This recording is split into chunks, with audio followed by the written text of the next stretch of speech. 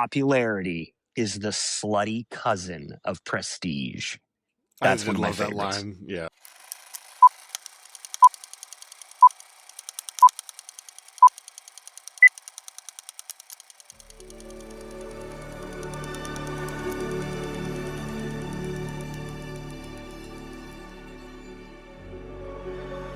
All right, welcome back, everybody. We are wrapping up Best Picture, Best Cinematography month, and we're doing it with, I think, the only Best Picture, Best Cinematography winner that neither of us has ever seen before. Correct. Birdman. Just so we're clear, though, we have now seen it by the time we record this. So, I mean, one would hope. Yeah. I thought it was stupid, but I didn't watch it, so. No. This is garbage, but I'm going to give a 1 hour take on it. Yeah. That's kind of how people do the Oscars, though. Like, your average person watching is like, well, Leonardo DiCaprio's the best. And it's like, did you see the other candidates? No. No. And how do you know he's the best? Why would I want to see them? Who's the best? We picked this movie for a couple reasons. One, we picked it because we needed another Best Picture because somebody didn't look at the calendar to see how many weeks were in the month. And Alex suggested it, so yeah. Movie. Well, that's true. And so we talked at the end of last month about how this month we really wanted to go not spend any money that we didn't have to spend, and this one was available on Disney Plus. So that was a benefit. I've also, like, the other previous winner, the only other one that won both for this century was Slumdog, which I've seen. Have you seen Slumdog? No? Okay. So I was more interested in seeing the one I hadn't seen. I do love agreed. Slumdog. I'm a defender of Slumdog. I think it's great. I know that. Why would you have to be a defender? Did it not get all of the accolades it was supposed to, kind of thing? Was it a snub? No, it's one of those things where I think that people just kind of don't remember it as fondly, and they think that, like, it shouldn't have won. You know, I think that it was great. I don't remember what it beat, but.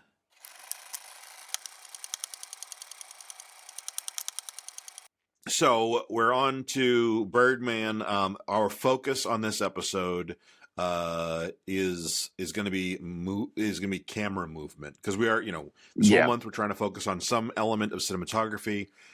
This one we're going to focus on camera movement, and I think that was a really, you had mentioned in our texts that you thought maybe a good focus would be like the continuous take. So for viewers, the illusion of the single take. Yeah.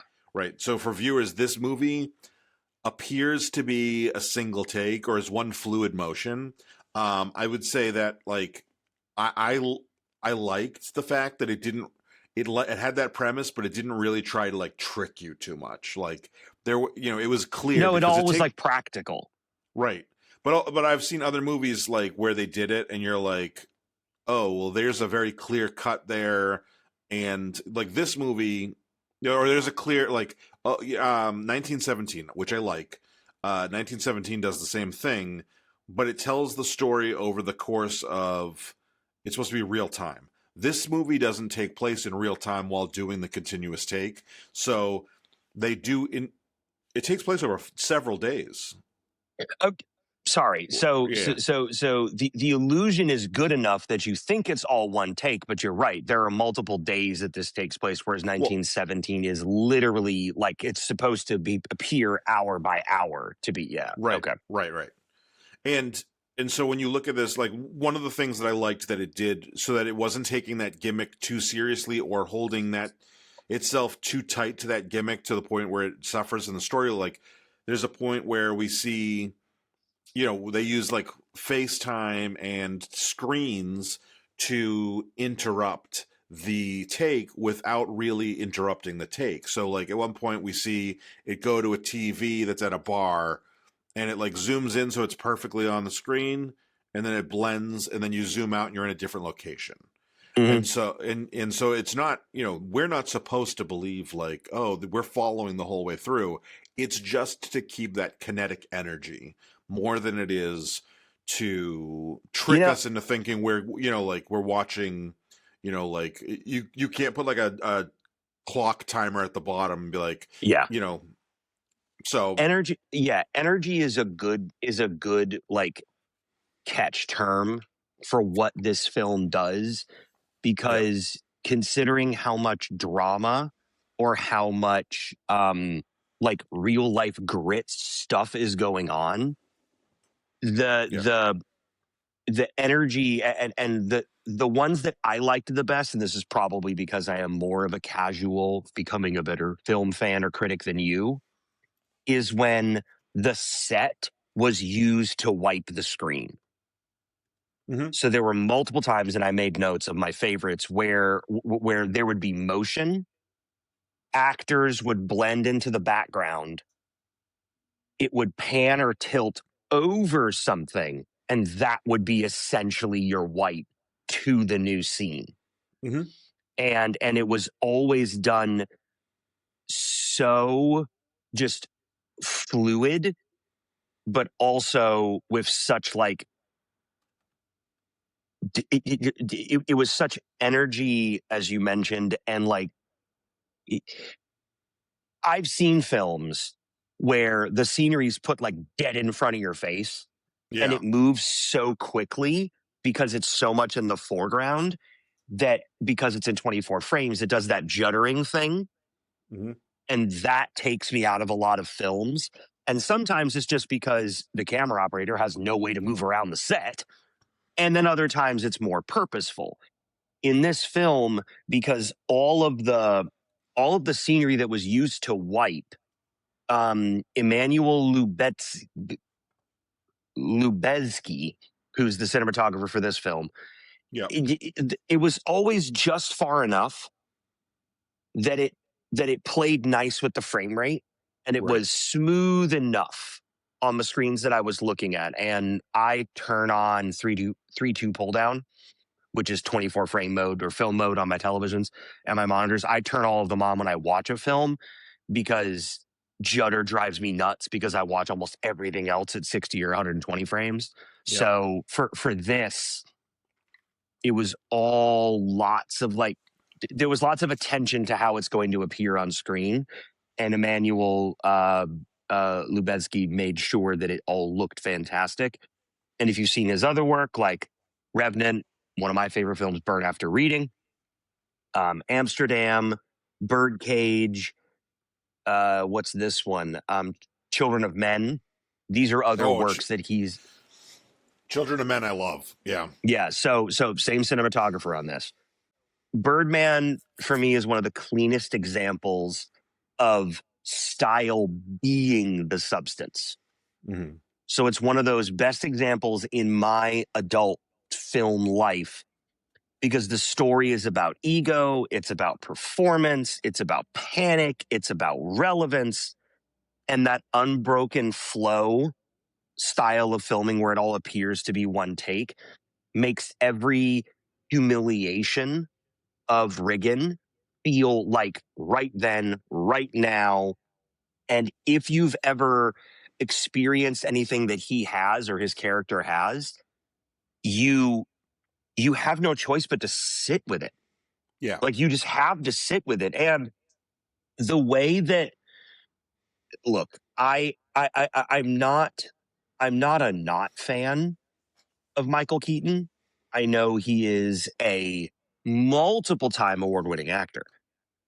However, his delivery fits this film so well that I'm glad they didn't give the starring role to like Edward Norton, for example. I'm glad he's a supporting actor in this Yeah. because Edward Norton is enough of an action star makes a drama star.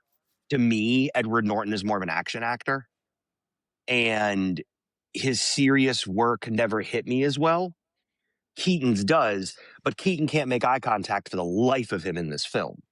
So there's a lot of times where that emotion, like it just sits in that scene as thick as mud and you can't get around it. And because this continuous take is always there, you experience that because you almost have no choice to as the audience. It just sits there. And it also, I liked how it turned mostly, not all, but mostly the backstage of Broadway into like a maze of corridors, stairwells, dressing rooms, rooftops. Those were also creative uses of set to blend scenes in and out of each other.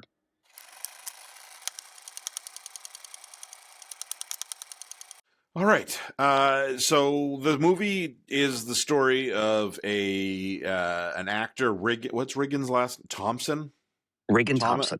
Regan Thompson, played by Michael Keaton, who is he was a big actor in the late 80s, early 90s with the Birdman series, and now he is launching a comeback by directing a play that he is also starring in. That And I think he wrote it too. He adapted it from a Raymond Carver book of short stories. And so he's adapting it, and it's about him kind of going through the process of previews, which in theater is like when it's not polished, but you're not polished and ready to go yet, but you're trying to get buzz. It's what we experienced in Tick, Tick, Boom. Yeah. It's essentially this like idea, and Edward Norton's character plays with this a bit and mentions it, but it's essentially rehearsals and where they're still finding what works with the audience. It's essentially like a test screening. Like when they do test screenings, most people have heard about that, and they're like, oh, that joke didn't land the way we expected, or that shock was, everybody didn't seem like that jump scare, didn't work, or whatever. This is the theater version of that. And so they're playing with what is working, what's not working, what are we getting? As well as it's building hype. Like, this isn't like a test screening where people are like, necessarily like not talking about it till afterwards. This is, oh yeah, I went and saw the new Riggins Thompson play that's in previews right now, and it was pretty weird and cool, and so that's what the whole movie is about, this process, and nothing going the way that Michael Keaton wants. Pretty much the entire movie. Every time he thinks that something's gone the way he wants, it ends up backfiring on him. Edward Norton is a perfect example of like, oh, they get this guy who, they get this guy to come in and replace a bad actor, and Edward Norton's character is a good actor, but then they realize that he's an uncontrollable, like, he's an uncontrollable wild force. Yeah, liability, wild force, like it, And I think that, like, when you mention style is the substance, I think that's a great point, because the way that they did this is great for its theater. So like it's a more, when you're an actor or whatever, you kind of think of theater as the more immediate, because when you're doing theater, you're getting the audience. You're not having to go sit in an audience in a movie theater to like see what people are thinking. You're getting feedback. You can change things every night if things get stale. There's like this immediacy, this constant motion. Nothing stagnates. And so this idea of like a oneer for the whole movie is that constant motion. And even even when the camera is still, it's still, there's a little bit of sway. Yeah, there is never pure stillness from the camera at any point in the movie, I don't think. It's constantly moving. Sometimes it's overwhelming, which again lends to that feeling of like, Riggins can't fully get caught up, he can't catch his breath in this process. And at one point, like, he even is like, I don't think I can do this. I'm this is, it's out of my control. I'm going too far. It's and I think we get that same sense from the constant motion of just like, like, I always kind of think of like a lot of movies, take out the Netflix of everything, like where there's we talked about it on the last episode where Conan made the joke at the Oscars about like over explaining audio wise so that we can keep doing the dishes. But Yeah. most movies, even before that, had a built-in spot where like this is where you can get up and go pee if it's in the theater. This movie doesn't have that. This movie is like Mad Max, Fury Road. This is one of those movies where you're like, no, like if you go pee, you're missing something. If you go, there is no spot for a For sure. natural breath or look away, and that gives you the same sense of urgency and overwhelming, like I'm drowning in it feeling that Riggins is having. Mm-hmm. Yeah, that's basically what that's my meat of it. No, I yeah. So go ahead. no, you go ahead. So as you mentioned, it's moving so much around, and it glides, it can stalk and like rest on someone, pivots, squeezes through narrow spaces. This film, I know it's intentional, but this film makes the third person view feel like another anxious person in the room all the time. Yeah. And there are moments when if I went back and watched a scene where it's more heartfelt, there's more static. There's way less motion. But then Mm-hmm. in scenes that are supposed to be or are naturally action oriented, Yeah. your Steadicam operator has to move around a lot more.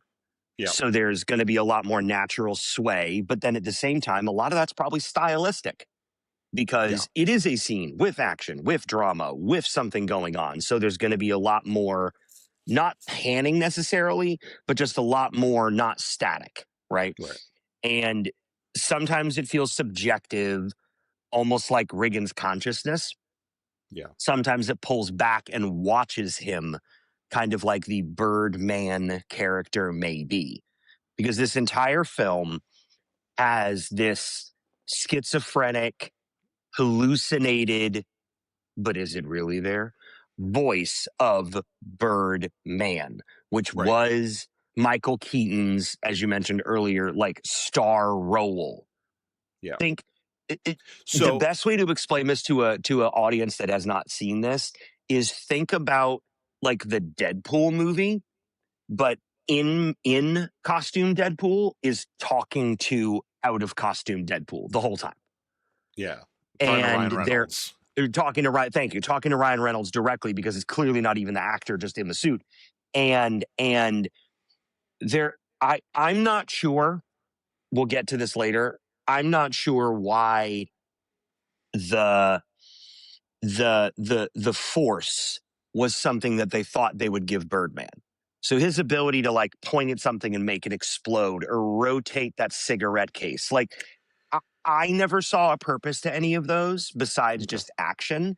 It never clicked as it was necessary because we as the audience never had a way to telegraph that was one of Birdman's powers. I mean, we assume it is, but then now I'm thinking, is it actually one of Riggins' powers? Like, is he genuinely some kind of a Jedi?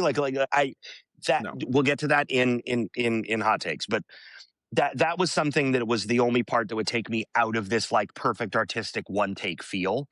Yeah. And so my question for you for production is what's more impressive to you here?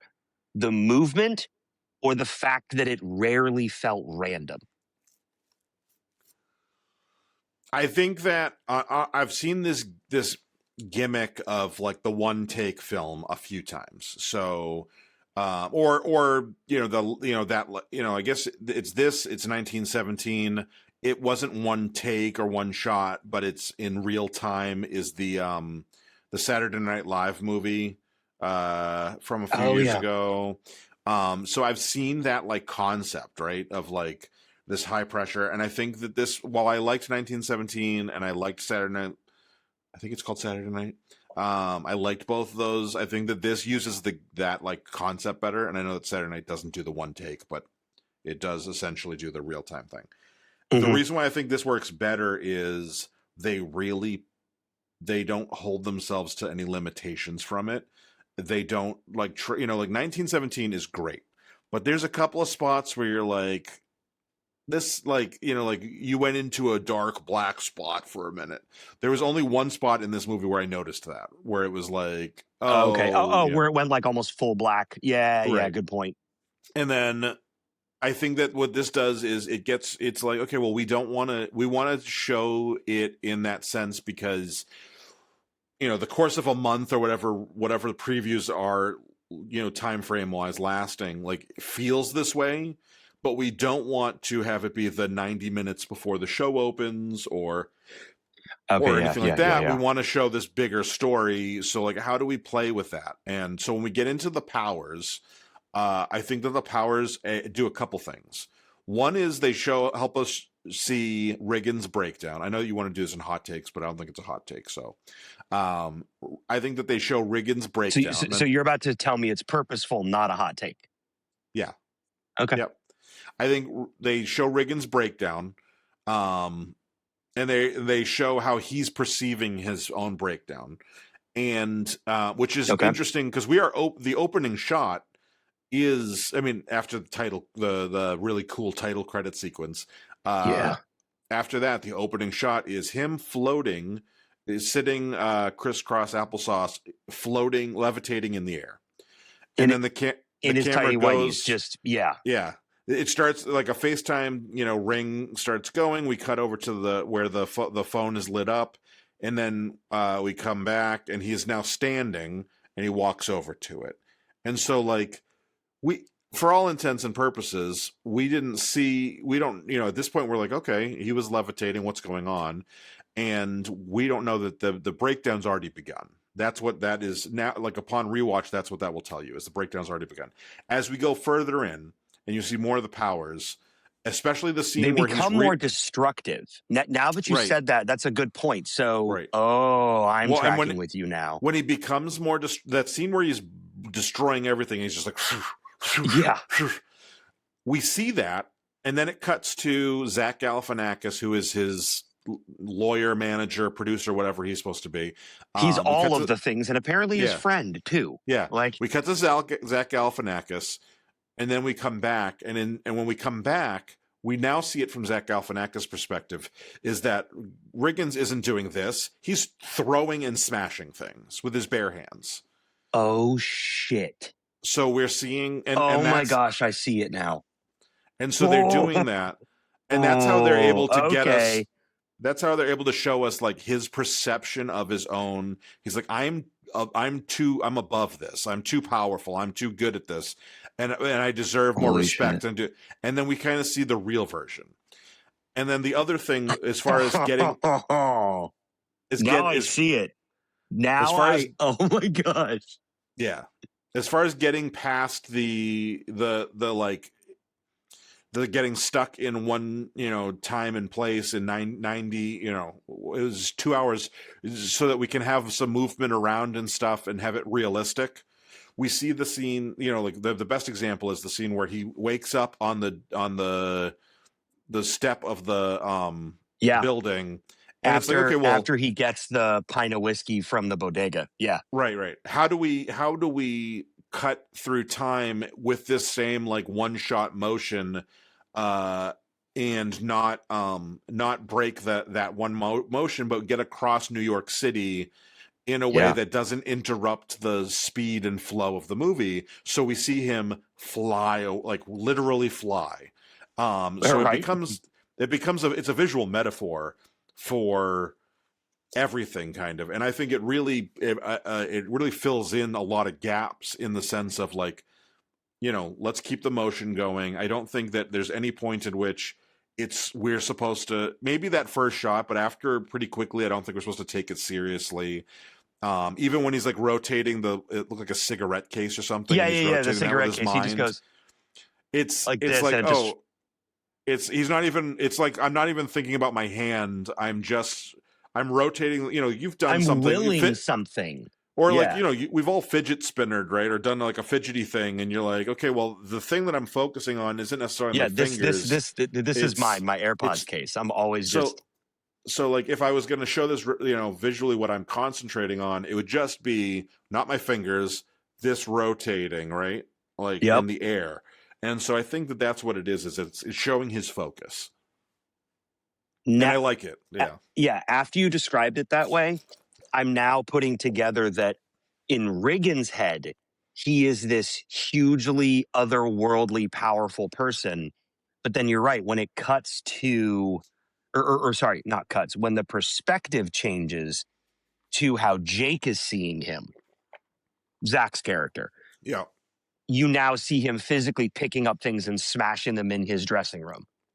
Yeah. Whereas when we saw it, he's he's like forcing things and shit's hitting the wall and all that. Yeah, no, wow. This is why I do a podcast audience with a filmmaker, because that's not something I saw.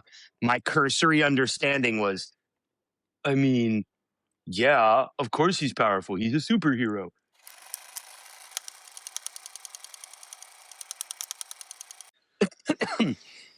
my my thing here, and I mentioned it earlier in the episode, was using set pieces, or are things you can't move still called set, like buildings, or is that environment? What in filmmaking, what is that called? So like a set could be something I put on set dressing, but Right. then what is a building? Is it still set? Exteriors, locations, Location. We'll use that. I like that. yeah. So, for example, the But I scene would we say just like talked about. the rooftop scene, Okay. that is a set. Like Oh, probably. good point. Okay. So what I'm thinking of are like final quarter of the film, final third of the film. And when he goes into the bodega to Yeah. get the pint of whiskey, there's Christmas lights everywhere. I lived in New York City. There's not a single fucking bodega that has Christmas lights hung that far into the place that they're like in the way. Okay. Yeah. There's a couple bodegas that I would go to specifically to get coffee. Some of the best, worst coffee I've ever had, by the way, is in New York City. It's fantastically bad. Congratulations. You made the world's best cup of coffee. This is the world's worst cup of coffee. No, Do you it's know what I'm not. talking It about? says it right there. It's Do Elf. you know what I'm talking about? Yeah, Elf. Okay. So, shit. Yeah. So when he goes into the bodega, there's Christmas lights everywhere. So the camera operator, I guess because that set is so tight, he either intentionally or practically has to go behind the Christmas lights. And you actually see them wipe the scene as he walks to the counter, gets the whiskey, and then as Michael Keaton's character Regan passes back like this, you see like the Christmas lights still in the way the whole time. Yeah. But then when he's outside and he's physically flying back to the theater, the scene wipes with the awning of the building. Yep. Coming down that has the name of his show, What We Talk About When We Talk About Love. And it like pulls down like this, and that's what provides the scene change from when he's physically flying, which is obviously VFX, to him just casually walking back in the theater. So a lot of these illusions either deepen the panic, the momentum, or the embarrassment, even if they're just merely being scene wipes. Star wipe. And the illusion never felt empty. Like you mentioned, in 1917, there are times where it's like, oh, nothing. And what's interesting is when you were talking about the scene changing, if I'm not sitting here critically thinking about these editing choices, I'm never remembering them specifically unless they stood out to me right in that moment. So there's a lot of times when it's just going down the hallway in the Broadway theater and it's just turning a corner. So if any of you have seen Severance, okay, all those hallways that are at the office, very few of them are very long because they don't need to be. because every time the camera pivots, that's a white. Every time the camera shifts around a corner, that can be a whole new scene, new setup, new camera, new actors, new positions, new everything, new boom operators, all of it, right? Yeah. So this film, because that stuff was just far enough in the distance, it never felt like I was being shaken to change the scene. It was just, oh, we're in a new place now. Almost like if you're at work and you turn a corner. It's, oh, new scene. Like it's inconsequential, but here it was so well built in and delicate. It, like, we have blocking turning into storytelling, and it trusts the audience, like you were mentioning earlier, to stay alert, because there's a lot of these simple little things, like, for example, you showing, well, yeah, no, that's showing Riggins' breakdown because he thinks he's powerful. But let me fucking tell you, the people are watching him go nuts. Yeah. You know, so yeah. And what could have been improved? All right, look, I know I talked about it, the superpowers thing, but you helped me explain that. For me, some viewers of this film, some critics, other critics that I wrote, or just casual film audiences that I would read on like Letterboxd,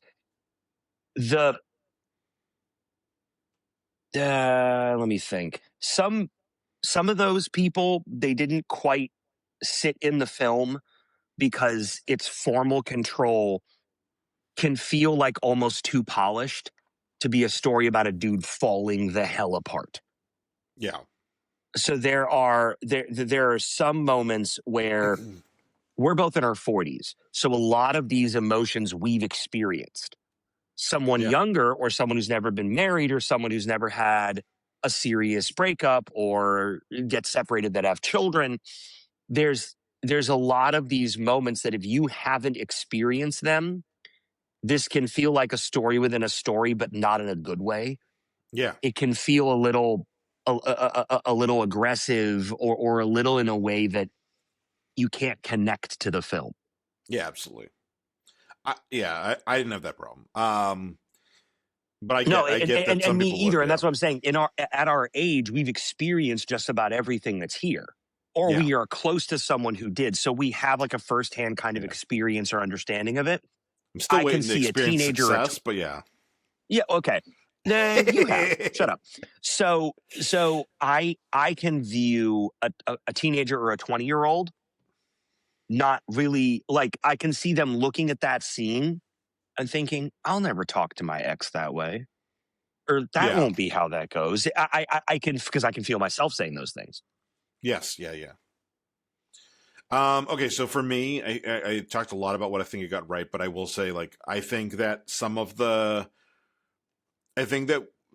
Michael Keaton is amazing in this movie. I think that some of the vulnerability of that performance is incredible. Like the entire sequence of him getting locked out in a bathrobe, and then the bathrobe is stuck in the door, and he has to take the bathrobe off and walk in his tighty whities around the building into Times Square into the theater. And people are recognizing him. And people are recognizing him, and he's just like, while he's doing it, and then he walks into the theater because he's in the, he's on the opposite side of the building, so he's not walking into the wings and then like getting his costume back on. He's walking in where the audience is. The box office person's yelling at him of the seating, and like is in character. The box office people are yelling at him. The ushers are yelling at him.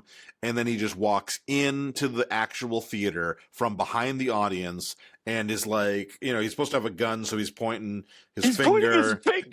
And Naomi Watts is like, don't you point that gun at me. And then like somebody randomly hands him a gun.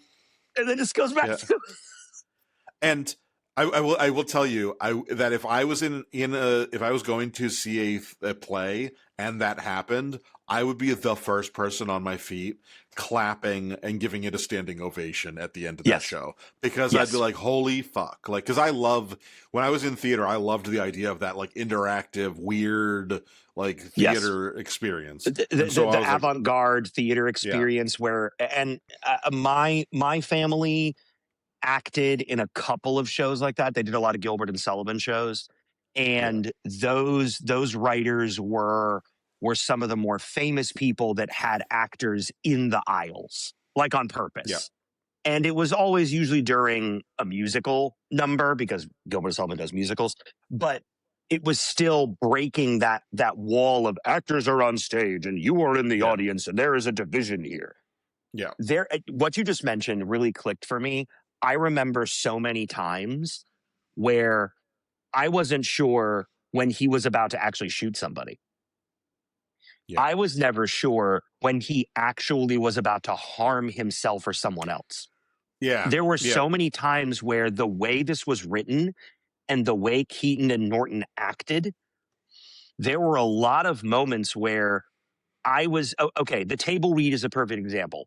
You mentioned earlier when they're replacing the bad actor with what can only be said as a worse actor. So I agree that Edward Norton is a good in this. He plays a good but a bit out of his mind character, Mike.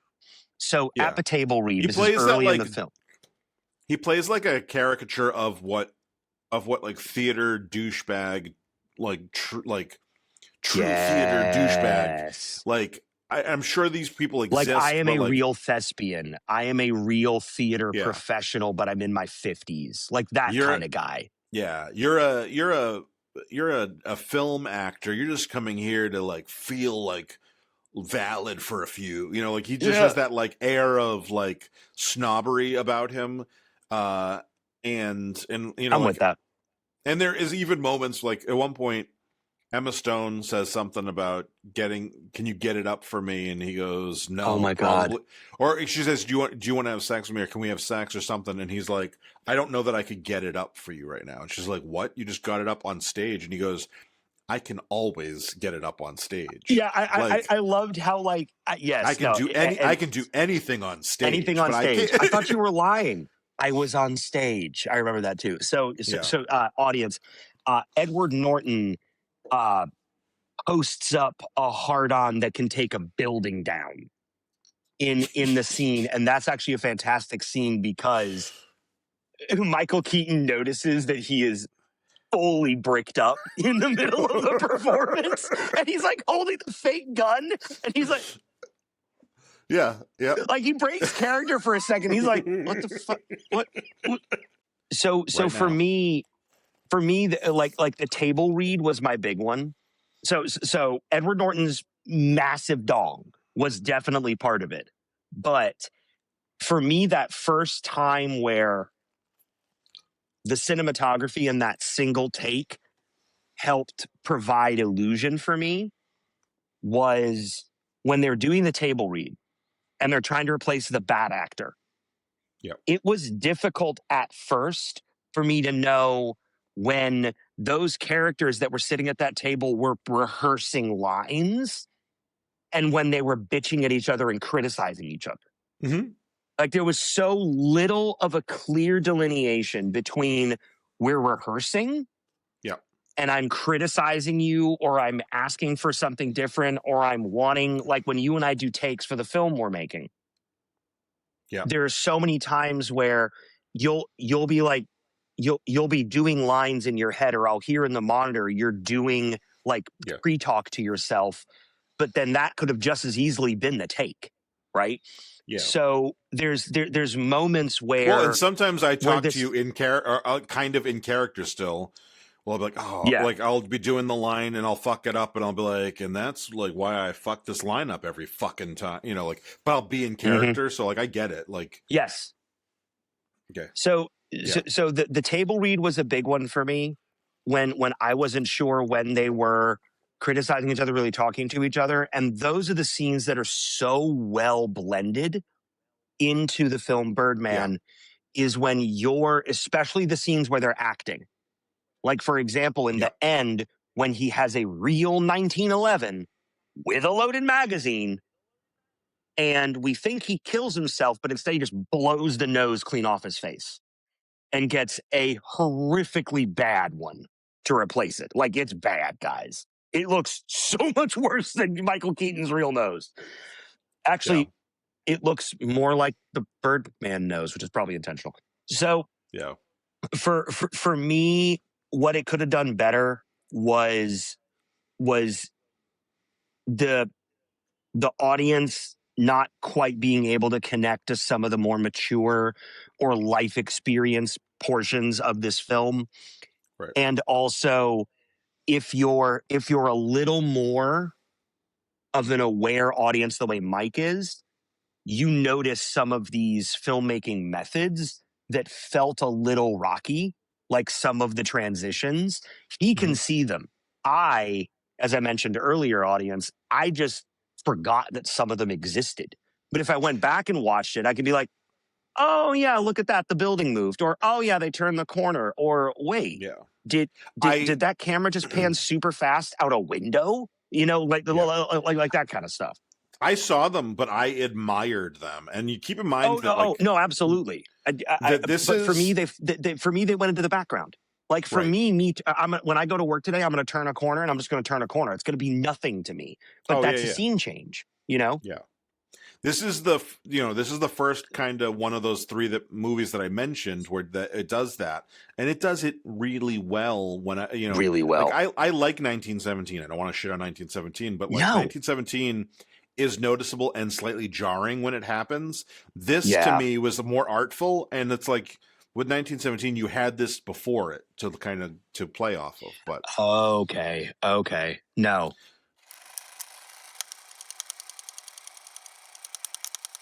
What is this film's reputation? What do you think its place in history is? Because we don't really talk about it anymore, despite it won an Academy Award for Best Picture and Best Cinematography. yeah. And we've spoken in previous episodes like, wait, this? Yeah. This? Honestly, I would say like it hasn't we don't really talk about it much, but it was a weird year. So like I'm looking at best picture nominees I for was that hoping you would year. bring it up. Yeah. The other big one that I've seen a few of the nominees from the year. I've seen The Theory of Everything. I've seen The Imitation Game, I and saw I that. Yeah. liked both those movies, but they're pretty standard fare, like biopic kind of movies They're about. train dreams. Hey, no, I would argue that They're they just are. good movies. They're No, I not, was gonna say I they're would not, argue that they're more cookie cutter than Train Dreams. Train Dreams, I don't think is cookie cutter. It's just it's like it's its own thing, like it's its own category. But like for it's a me, predictable period piece about loggers. That's what Train Dreams I didn't is, think it was folks. very Sorry to ruin it for you. predictable. I didn't think it was very predictable. But these are biopics about two scientific geniuses, right? So and then I didn't see Selma, which is another biopic. I've heard great things. I heard that it was robbed in a few places because it got Best Picture, but didn't get Best Director, didn't get Best Actor for the guy playing Martin Luther King. Um, Whiplash, which I heard Whiplash is great. I haven't seen it. I just added it to my queue last night because I saw that it's on Netflix. Oh, cool. Um, I've actually probably seen more Instagram like parodies and reels and memes of Whiplash than than the movie. Grand Budapest Hotel haven't seen. American Sniper I think American Sniper was pretty good for what it was. But Budapest. here's Sorry. but Budapest is, yes. is good. Yeah. Yes. Yeah. Yeah. But the other thing that I think was the front runner to win Best Picture that year and Best Director was Boyhood. So you have two really Okay. experimental films at the forefront of this year. You've got Birdman, which is doing this wild, meta thing where you've got a guy who played Batman, and then is making his comeback, getting his first Oscar nomination in a movie where he plays a guy who played Birdman, trying to make a comeback. So you have that meta narrative of it. You have the fact that it is this one shot thing the whole way through, and then you have Boyhood, which if anybody's forgotten or didn't know, Boyhood was a movie that Richard Linklater took a cast and every year shot about for like a week and shot about 20 minutes worth or so for 10 years. And then edited it into a film from like I think the kid's like 8 to 18 years old. and we see this boy. We see the innocence of like the 8-year-old, and then you see like the angst against his parents of the teenager. And all the way up to like literally, I think the last scene is him going off to one of his parents driving him off to college. We And should it's add that to Cinnamon. What Have you're you seen it describing before? sounds fantastic. Okay. So for me, the single take illusion is not this film's greatest effect. The greater effect is making like the backstage feel mythical and and almost like romantic. Yeah. So like you were describing, there's a difference between like theater being this living, breathing thing and film being this much more, it's in a box, it's experience, it's not experienced firsthand Yeah. or first person. So I really believe that Edward Norton is both like essential in this film, and he's almost too perfect for the serious actor ego in its place. And that's why I said I'm glad that they used uh, a more rugged and a more aged looking, well-known actor to Mm. do the character of Riggin, Yeah. rather than picking even maybe someone like Edward Norton, because I'm not saying that Edward Norton was bad in this. He's not. But the idea that he plays it so convincingly that you're wondering, is he being himself or is he being a character? And oftentimes when I watch Guy Ritchie films, a lot of his villain characters, Snack and Lockstock are good examples of this. I'm never really sure if they're not just playing themselves. Yeah. This film has such a first person, you're in the room with them kind of feel that Birdman has aged better because of it. But I believe that because it is that high art kind of style, we're not talking about it the way we're going to talk about uh, uh, uh, Hamnet, or the Yeah. way we're going to talk about Sinners 10 years from now. I don't think either of those films are going to fall off, isn't the right word, but fall out of common conversation with people who just watch movies rather than Yeah. people who criticize or who make films, right? Right. And it's one of the few Oscar winners where the directional ego is both like its flaw but also its engine. Mhm. That's another hot take that I wrote here is like you have an Oscar winner that everybody can kind of get. It's not self-aggrandizing, but everybody can kind of understand that Alejandro Gonzalez Inarritu, I'm butchering your name, sorry, bud. Like 21 Grams, Babel, September 11th, Bardo. Like these are his other films. He doesn't have that many. Yeah. Hell, the cinematographer has more than him. So That's there's common though. it Cinematographers, is. because they will, director will see through from pre-production to post-production, so like a cinematographer will, they'll be in pre-production a bit and maybe post-production a bit, but they're moving on to the next project, whereas a director typically isn't, and they're seeing it That's straight through fair. them. Yeah, no, that's fair. And I'm never saying that this is telling, but you can probably fill this in. A lot of the films that we watched for this month had interesting crossovers and or repeated cinematographer and director pairings. Yeah. Birdman is, I think, the only film where Emmanuel Lubezki and Alejandro work together. Because No, I'm looking on, no, huh? The Revenant. You said The Revenant, so Sorry, Revenant. Yeah. Sorry. Okay, so that's one, one. Whereas other films, like back to back to back to back, they would specifically work together. So So I don't know if that's telling to the kind of ego that maybe Alejandro has, or maybe or maybe the way that they work together. But the fact that Yeah. these are the only two that I can see here, cinematography. Let me go to Lubeski again.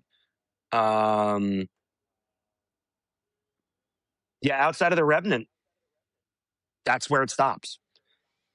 And Yeah. and also Lubeski has done more films in different styles than Okay. Alejandro has. Like Burn After Readings, kind of like a comedy drama. Cat in the Hat is clearly a more family friendly film. All right. By the So way, let's every once in a while, he sounds like Batman in this film. Every once in a while, the kinda. Birdman voice sounds like Batman, and it fucked with me a little. I really I am wanted him Birdman. to be like, "I'm Birdman." Yeah. I wanted to hear that so bad. I was like, say it.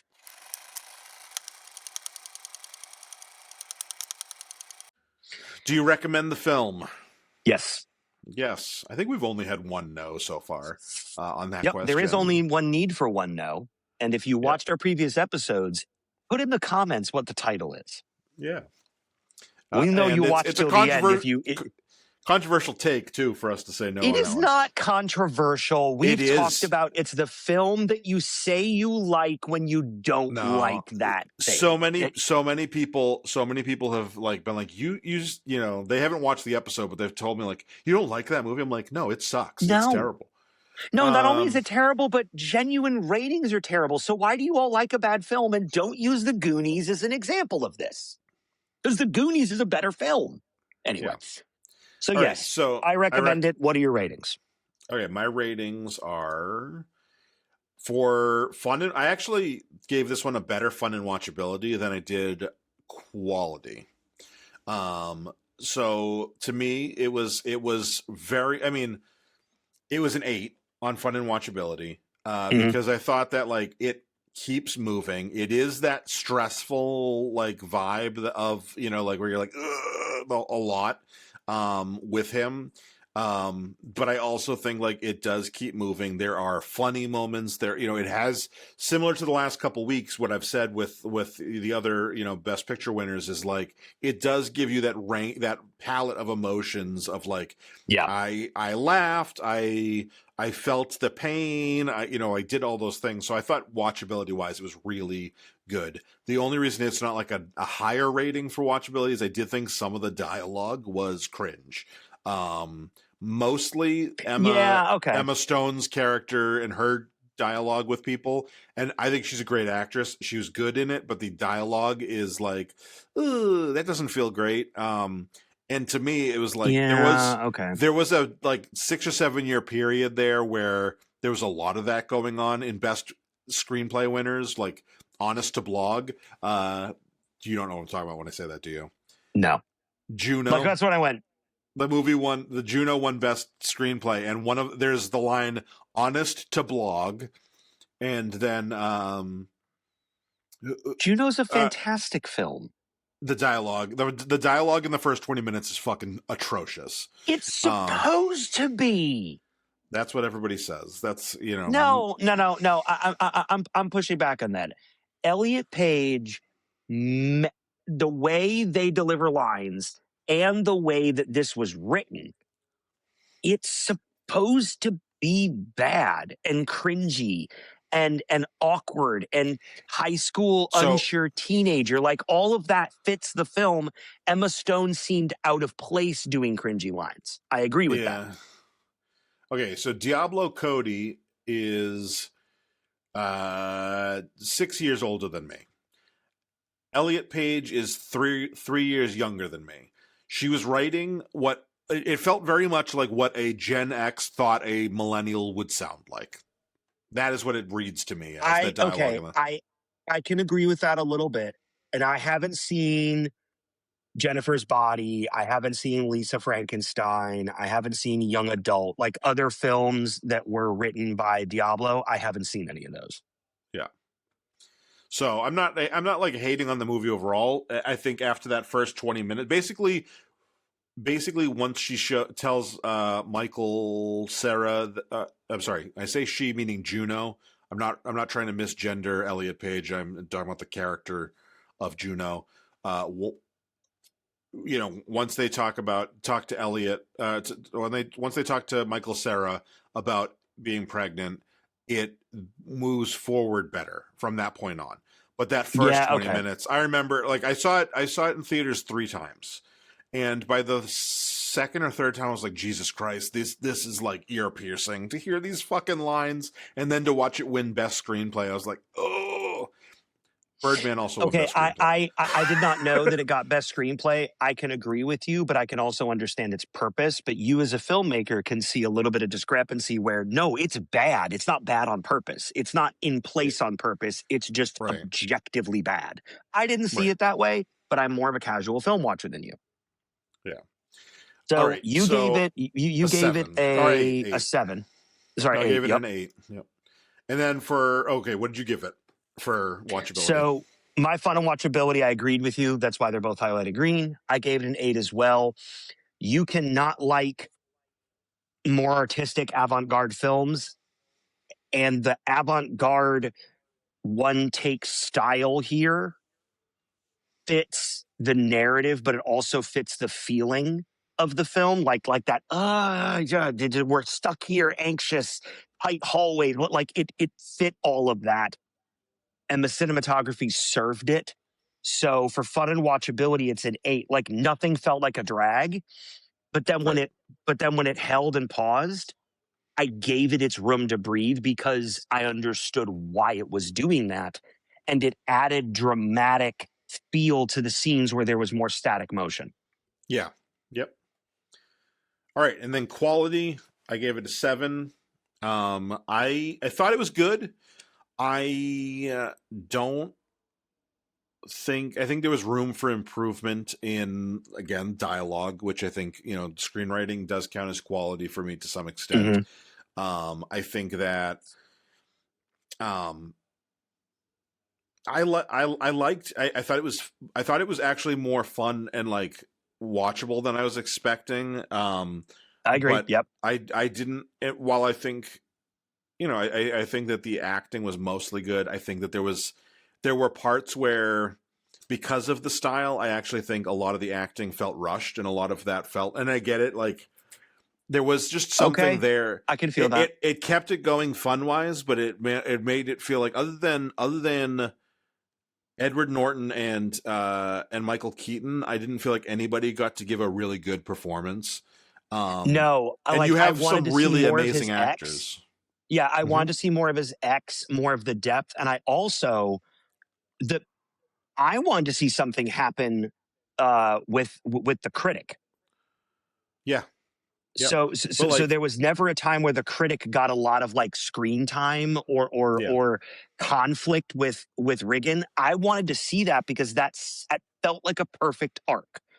And I'll be honest, those of you that have only ever seen The Hangover or Between Two Ferns, and you've only ever seen Zach Galifianakis be his weird self, this is fantastic for him. He's the most subdued performance in the movie. He's the most calm, he's the normal most person. Average, normal, bearded person you know. Like everything about him is almost forgettable in his presentation because everybody else is so wild. Yeah. But Zach Galifianakis being a dramatic actor, it's almost like seeing Punch Drunk Love. You're like, wait. Yeah. Adam Sandler is a drama? Like, it's fucking great. It's one of my favorite films. So, I mean, I like avant-garde shit, but for me, so you gave it a 7 for quality. Why is it not an 8 or why is it not a 6? Okay, so like essentially there's a sexual assault scene in this movie, and I don't have a problem with depicting that. Do you disagree? No, I have no issue with it. I have no issue with it being depicted. In fact, sometimes it's a necessity for the process. And it 100% fits within the movie. It is not made light of. There's I think it's well handled, except for when I'm talking about like all other than Edward Norton and Michael Keaton, everybody else is rushed through. The response to it is rushed through. Like we don't. Naomi Watts is an amazing actress, Academy Award nominated for other things, incredible. And I felt like she was rushed through that. I feel like there is a moment where they finally get to like linger on it for a second with her and the Andrea Riseborough Yeah. character. But like I feel like there's just other than that one moment, everything else feels rushed that's outside of Riggins or Edward Norton, Michael or Mike, whatever his name is in the movie. And so like and I get it. You have a lot to do, but like ultimately like I this is Emma Stone's first Academy Award nomination, and I think she's great in a lot of things. I don't see how she I got a do too. nomination for this. It If I'm feels being, out of place that she did. yeah, Sorry. because I don't think like her character gets any development that isn't No. it isn't specifically to do with Edward Norton or Michael Keaton. Yeah. Like we see her, and even in those scenes, it's I just don't see it. And so I like agree.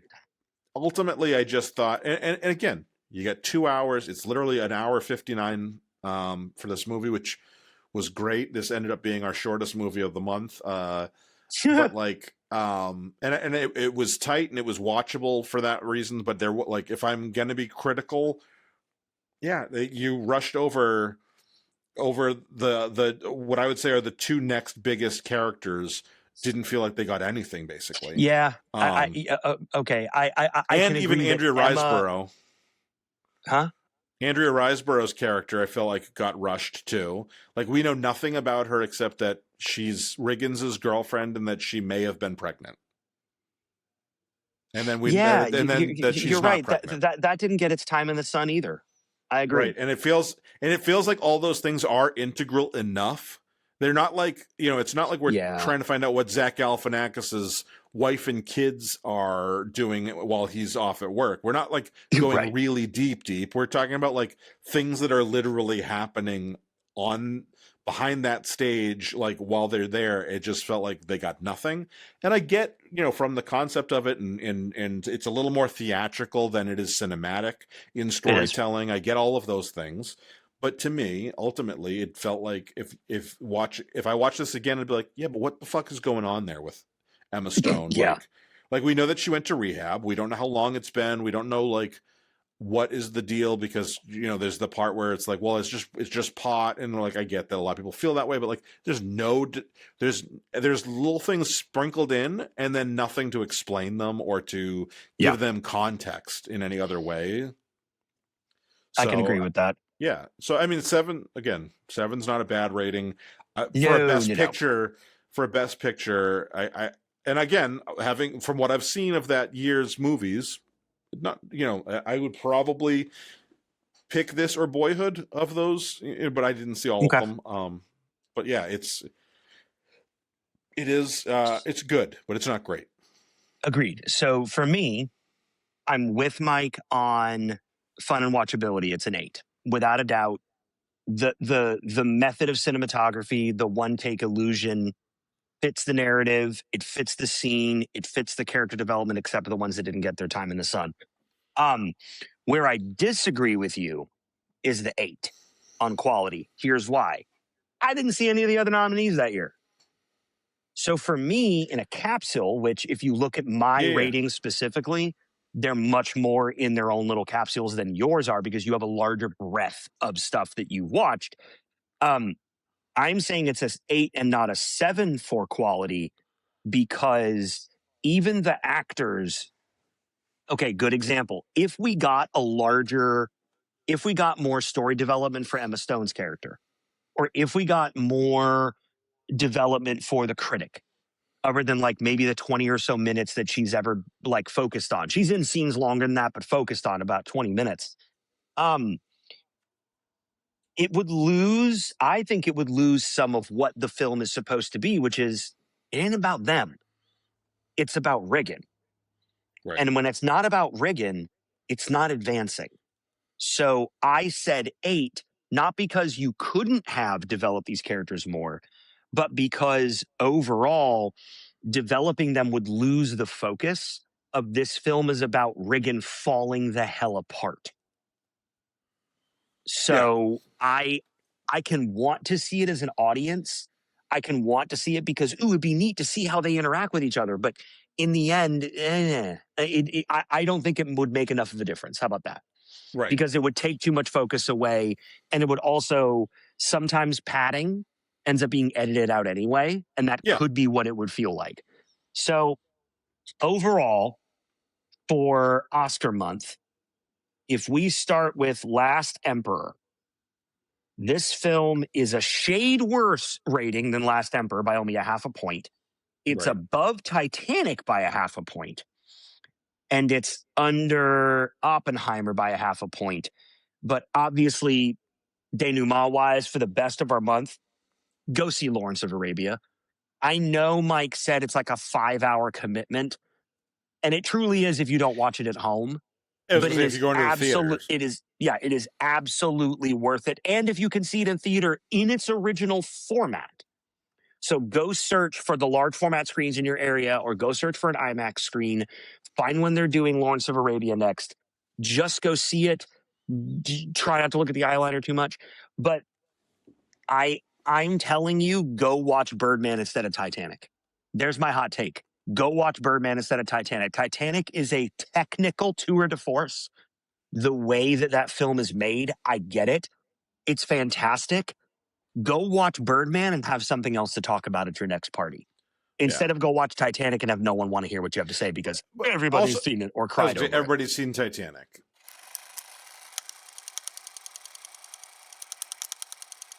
All right. I will admit right off the bat, I didn't check to see how many weeks are next month. So we may audience, so I should we might have to find another one. We might have to find another one. But we're gonna be next week is gonna be High Noon, which will start off our Western month. We're gonna do a classic, a spaghetti, like modern, and then like a little bit of a twist one. So we got High Noon, Once Upon a Time in the West, Hell or High Water, and The Harder They Fall. And we have guests for Hell or High Water and The Harder They Fall. That's going to be exciting. Yeah. My mom was like, "Is High Noon new?" I'm like, "It's the Gary Cooper one." And I'm like, "It's the one that you've been talking about for 40 fucking years that, I'm like, you're obsessed with." And she was like, and then she was like, "Oh," and I'm like, "But that one's not free. So why don't you come on for The Harder They Fall?" And she goes, "What's that one?" And I was like, "Idris Elba." She's like, "I like Idris Elba." I'm like, "Okay, we're good." I'll do. It's also on Netflix, so it's free for her. Right, exactly. All right. Yeah, and so if you haven't already, hit like and subscribe. That would be helpful to us. We are doing these episodes once a week all year long, and we will probably be throwing some bonuses in there. Like when Alex was talking about Lawrence of Arabia in theaters, like if we ever get the opportunity to see something like that in theaters, we'll probably throw a bonus episode in. If you want, the bonus episodes will be everything is up front for our season pass holders, which is all of 2026. That's $26. It gets you early access to all our episodes, as well as early access to bonus episodes. And I think that that's just a good way of supporting the show, which helps us, pay. It's a good way of keeping up too, movies. And not having to only see it on YouTube and having to give that platform time. Is you can see it all on Patreon, all there. It's a playlist. It's ready to go. It's a lot more convenient for those of you that like the podcast format rather than watching us live or engaging with the short form content. So the season pass is a great way to not only support us only one time. So it's a smaller commitment for those of you that don't want to do a monthly, which most Patreons are a monthly. Although, Mike, we do have a monthly option. We do. Well, we have a bunch of monthly options. I think we have like 6. True. But the free one, you can go on there. You can go on there for free and subscribe, and then you see what else we're doing. We've already mentioned a couple times, we're working on a short film right now, and there's some behind the scenes content that paid patrons get access to. But you'll see that, and what I've been doing is all of the descriptions for everything are going to be available for everybody. That way you can say like, "Oh, that actually sounds interesting. I would like to pay for that," or whatever. So you can, get that instead of just like, "Oh, the title," essentially. Like behind the scenes, footage or whatever. Mm-hmm. So anyway, yeah, go on. It's I will link in the show notes below because I wish it was easy, but they didn't give me Chocolate Diamond Media it's not like patreon.com/Chocolate Diamond Media. So I will Good link it point. below. But yeah, that's a great way of supporting us. Even if you go on there for free, like you know how this thing works. The more subscribers we have, even free subscribers, the more people see, the more people algorithms will reward us. So we're not necessarily asking you for money, although that is nice too. But like and subscribe to everything. That's a really good way of helping us. All Yeah, right. and for me, I appreciate coming along on this journey with Mike. I mean, it is the subtitle to our podcast, A Journey Through Film. And Yeah. I've grown in the way I can understand films, and also in this very episode talking about Riggins' powers. Like there was that moment of realization that, oh shit, it's really two different things of the same. It's two sides of the same coin. And Yeah. look, top quotes from Birdman for me is the truth is always more interesting. So we'd appreciate you guys subscribing for more truth in the future. And popularity is the slutty cousin of prestige. I That's one did of my love that favorites. line. Yeah.